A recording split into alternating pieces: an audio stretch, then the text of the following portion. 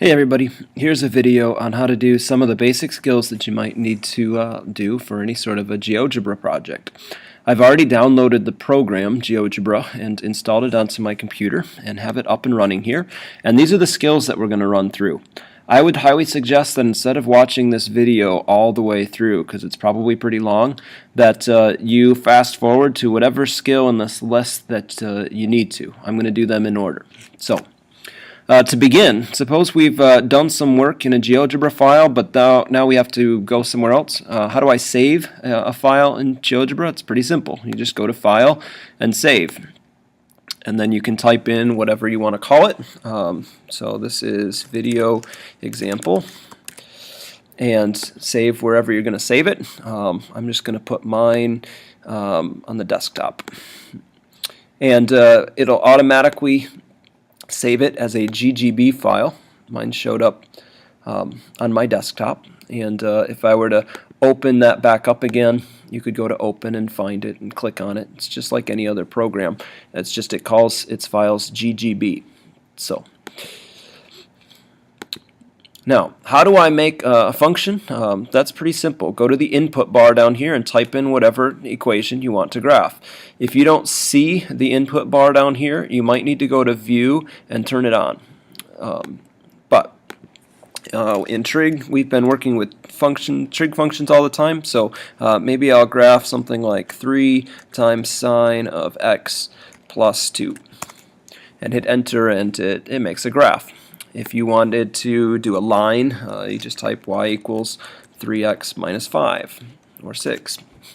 If you want a straight line, say at x equals 2, that would be a straight up and down line. Just type it in. It handles things in lots of different forms. You can type it in standard form, like 3x plus 2y equals 6, and it will draw that graph for you. Doesn't have to be in y equals, so it's kind of powerful. Now, a lot of times a GeoGebra file will probably end up with way more graphs or points or things like that showing than you actually want showing on the screen. I, for instance, drew 3 lines. I really don't want those lines in there. I could delete them. Just go over here and right-click on it and delete. But maybe this line is important, or I might want to show it later on. Maybe I just want to turn it off right now. These buttons onto the side will turn lines on or off. And so it's kind of convenient if you want to have several things prepared in advance and then show them later. That might be a way to do that. Now, suppose you have your graph looking exactly like you want, and you want to put this graph into a paper or into a PowerPoint or something like that. You can't just copy and paste it like you can in some other programs. If I want this picture to show up in Word or something like that, I need to go to the Edit menu and hit Graphics View to Clipboard. That basically takes a screenshot of the graph right now and puts that on the clipboard. If you notice, that shortcut was, for me, it was Shift Apple C or something like that. I remember on a PC it was Control Shift C instead of just Control C. So anyhow, you could do that shortcut, and then you can go into Word or something like that and just insert that picture in by pasting it. Either right-click and paste or Control V. We'll put that picture in there, and now it's literally a picture, and so you can crop it, you can rotate it, you can shrink it down, you can cause text to wrap around it if you want, and so forth, just like any other picture.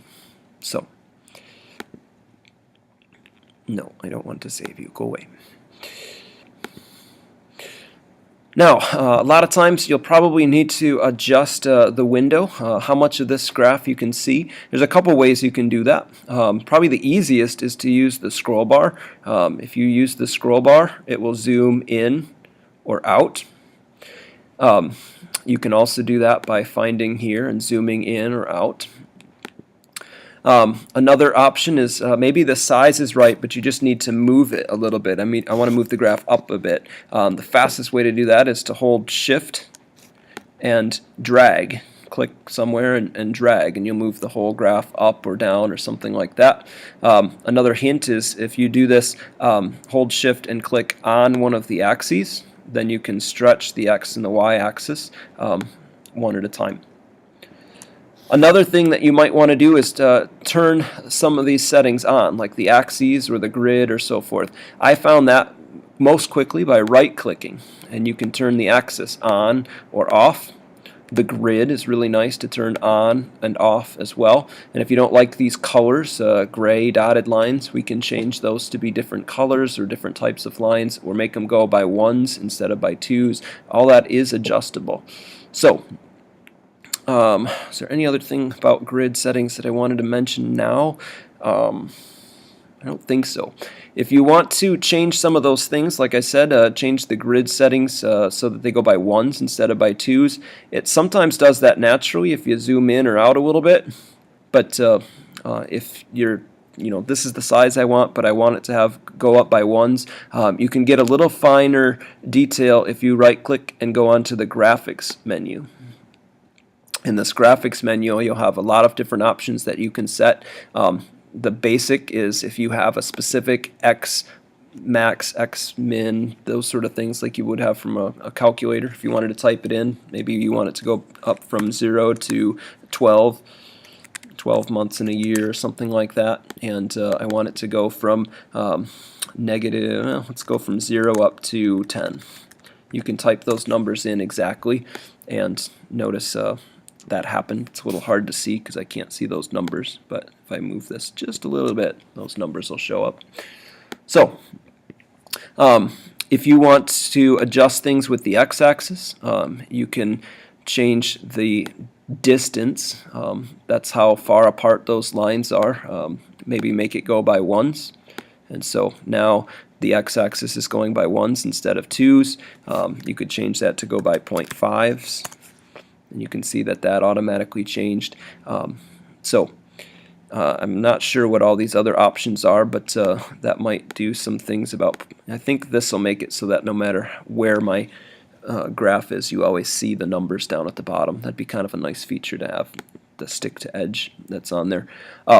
Tick marks can be altered. The color can be changed somewhere. I think that might be, yeah, in this basic menu, showing the axes to be different colors, making them hot pink or something like that. So y-axis is very similar. For trig graphs especially, sometimes you want to go by pies, increments of pi instead of by 1. So I think you can even make this go by quarters of pi or something like that. Yeah, it did that automatically too. So it's kind of nice. The grid settings are not necessarily tied to the scale. So if you wanted the grids to go up by increments of pi, but the scale by quarters of pi, or vice versa, you can change those independently too. So all that was found by right-clicking and going to graphics. So I'm going to go to a standard view. No, I'm going to start a whole new file here. So no, don't save these. It's still pink. Don't want the pinks. Let's change that back quick. Graphics, basic, black, and not by pies. Let's just go by ones. So now I'm back to normal. So another thing that you might want to do is to add points and or line segments to your graph.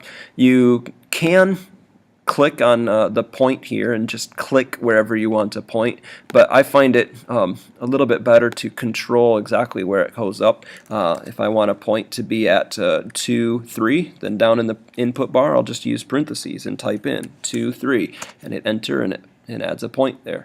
Maybe I want another point at 0, 3, and so I've got points there. If you wanted a line segment to show up, once you've gotten some points drawn in, I would go to this line segment option and choose segment between 2 points, and then you can connect them and a line segment shows up. So now you can already see I forgot to, when I'm done, go back to arrow. So otherwise you're just going to keep drawing line segments forever and ever and ever. So let me delete those. I don't need these on here.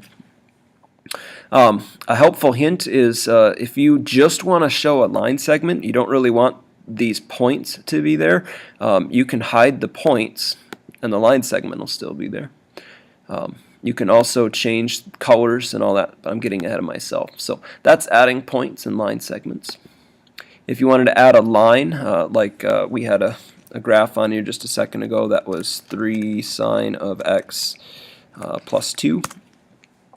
It might be nice to draw in this vertical shift asymptote, and so I guess not really an asymptote, but that line, that guideline in the middle, and so I might draw just y equals 2, and that'll put a line in there. Or maybe I want a line at the maximums, so y equals 5, and another line at y equals -1. So now I've got several different lines and line segments and so forth showing up on the screen. If you want a vertical asymptote for a tangent graph or something like that, you can type in x equals and then wherever you want your line to show up. So a huge part of a nice GeoGebra file is making it look pretty or look good. So a lot of times I want to change the color of these graphs, or I want the graphs to be a little thicker so that they're easier to see. All that can be done by right-clicking and going down to Object Properties. If you don't see Object Properties, you might not have clicked on a particular thing. Try to click on a function, on a line segment, on a line, or even over here on this equation bar, you can right-click and go down to Object Properties. And that will give you a lot of different options. So maybe I want to change the color of this line. Maybe I want to make that line red. Notice, where was that line? Oh, that was the up and down line. That's turned red now. And if I want this one to turn red and these to turn green, you can do that. And you can see that all those things have changed colors. A lot of times I like to make some of those guidelines maybe dotted lines instead of solid. And you can see that this line has changed to a solid line. If you want to change a whole bunch of things at once, if I click on this line, all those things are highlighted, so all these lines are going to take on the same attributes. So they're all going to become dotted lines now, and maybe I want to make them a little thicker. So they've all become dotted lines and a little thicker. So those are some of the basics of changing a graph. Let me make this curve a little thicker. And I'll keep that, and I like the color black for that one. So there's changing some things. Some of these I don't need. Let me get rid of that. This line's kind of irrelevant. So there's a relatively nice looking graph. So maybe I get rid of the grid. It's a little overwhelming to see all those lines in there. So that's changing colors and styles. Now I think the real power behind GeoGebra is its ability to use sliders, which are little knobs basically that you can adjust a function or a graph with. And so the slider tool is here, and if you click on slider, now anywhere I click I'm going to insert a little slider option. For now I'm just going to hit apply. I'll use what it defaults to. It gives me a slider that's called A, and it goes from -5 to 5 by 0.1s. So the way the slider works is I adjust this and that number changes. Now it's kind of boring right now because I haven't attached that slider to anything, but I'd like to change this so that the graph is controlled by this slider. And so to do that, the fastest way is probably to start with a brand new equation. Maybe I'm going to make this so that this slider controls the amplitude of this sine graph. And so that would mean I would want A, which is what this thing is called, times the sine of x, and maybe I'll make it +2 still. So this new one that I have added in here, if you notice now it is controlled by this slider. And so as I move the slider, I can change it. If I make it 3, then it's the same graph that I had typed earlier. So that's making a function attached to a slider. You can do this sort of thing with other equations too. Maybe this line, let me get rid of the original function. And it'd be kind of nice if those green lines adjusted along with this thing. And so this top line is always going to be 2 plus the amplitude. And so maybe I go to this equation. Oops, I'm still on slider mode, aren't I?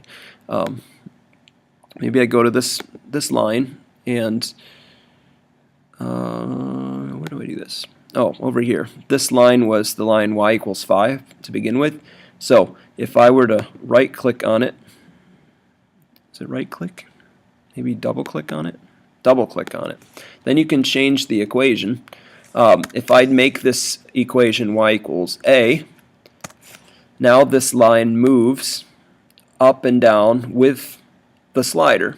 Now that's not exactly what I want. What I really want is this to be at the top, which is always going to be 2 plus the slider in height. And so I should change this equation to be 2 plus a. And so now that line, if I move it up and down, you can see that it's kind of attached to the top of the graph. That's kind of cool. You can do a similar thing with this guy. If I make it 2 minus a, then you'll see that that slides up and down with the bottom of the graph too. And you can have a point that moves up and down with that as well. Maybe I want the y-intercept of these particular points. So I'll do 0, 2 plus a. So the x-coordinate of this point will be 0, and the y-coordinate will be whatever 2 plus the slider is. And so you'll see that that produces a point that shows up there, and as the slider moves, that point moves. So that's a slider, and there's so much you can do with sliders. And you can do you can have more than one slider. You can have as many sliders on here as you want. So at some point, the names you run out of letters or something like that, but that's not a problem because you can call these sliders whatever you want. It might make sense to call this slider amplitude. So now I'm getting into adjusting slider settings.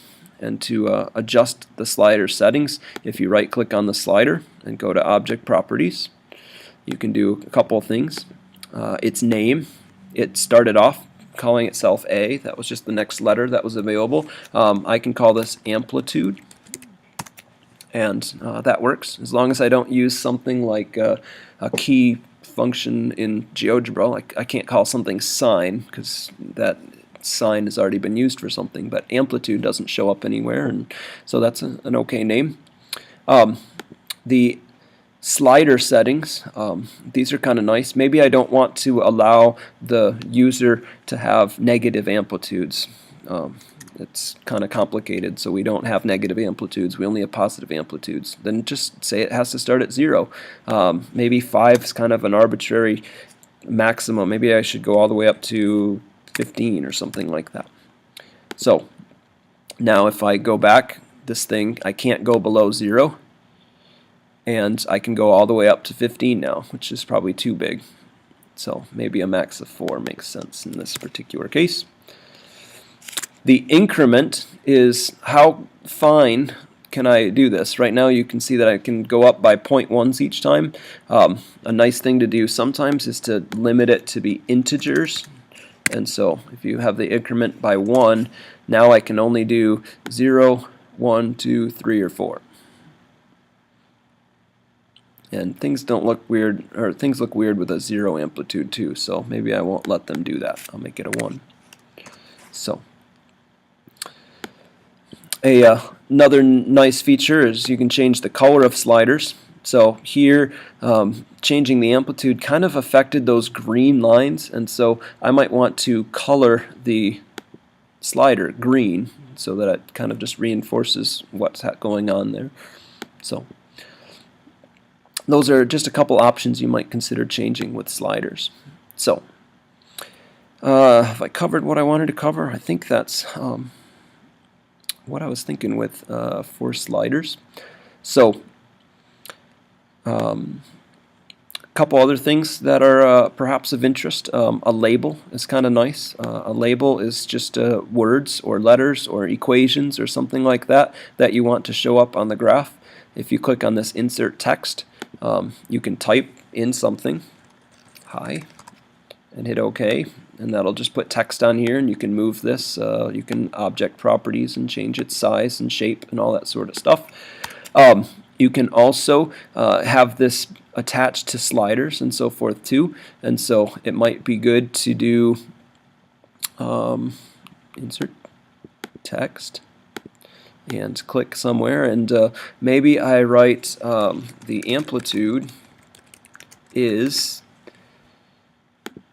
and then if I go down to this objects, down here I can type in amplitude, and notice how it has a box around it. This is going to put the number, that is what amplitude is in here. And so here I've got this interesting sentence, and that sentence changes dynamically as I change this. So that's kind of a neat feature, a label. You can do lots of things with labels. You can certainly move them, put them in various places. You can also, right now if I scroll in or out or zoom or drag things, you see that label moves. Sometimes it's more helpful to have that label always stay put. To do that, you would do this absolute position on screen. I right-clicked absolute position, and now if I scroll or zoom in or out, that thing isn't going to move. So that might be something to consider doing at times. So you can also have this be an equation, like if you had something weird with a fraction in it. I did this for slope, y equals mx plus b, and the slope was a fraction. If you want it to show up kind of nice looking as a fraction, you could do this latex formula option. And so y equals, if I want 3/4 x and I want this 3/4 to really look like a fraction, I can go down to this fraction option, and if you understand how to type in latex or play around with it a little bit, you can get this to show up as a fraction as well, and that just looks a little neater. So that's a label. Another thing that might be interesting to do is maybe I don't want the entire sine curve graph to show up, but I might only want one cycle of it to show up. So if you only want part of a cycle to show up, you can do a conditional statement, which would be something like this. If, and in parentheses, let's say if x is greater than 0, so I only want the positive portion of the graph to show up. If x is greater than 0, then I'll type my equation, 3 times sine of x. And if I hit enter, now let me turn off everything else. Only numbers that are bigger than 0 showed up in this graph. And so I could also do, if I double click this, maybe if x is greater than 0 and less than 2 pi, since that's the end of a cycle. Now you can see that it's only graphing this first portion of the graph. And it'd be even cooler to attach this to a slider. Let me make a slider called maybe x max. And now I can change this not to be pi, but I can make this maybe x max. And now you can see that as I adjust this slider, a portion of the graph draws or doesn't draw or anything like that. And I guess I'd have to change the settings to see more of it, but that's kind of cool, showing just part of a function instead of the entire function. So the last thing that might be interesting to do is to show something only if a certain condition is met. For instance, maybe what would be a great well, let me just say, insert a text here, and I'll say, wow, that's tall.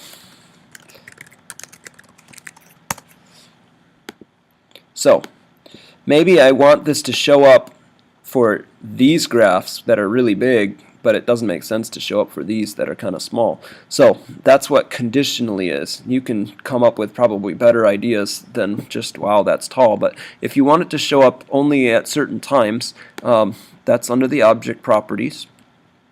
And under advanced, this condition to show object.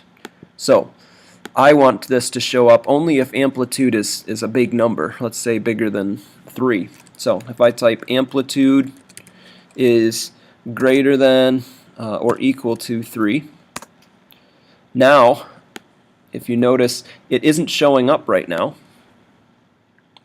but as soon as amplitude gets bigger than 3 or 4, now that's showing up.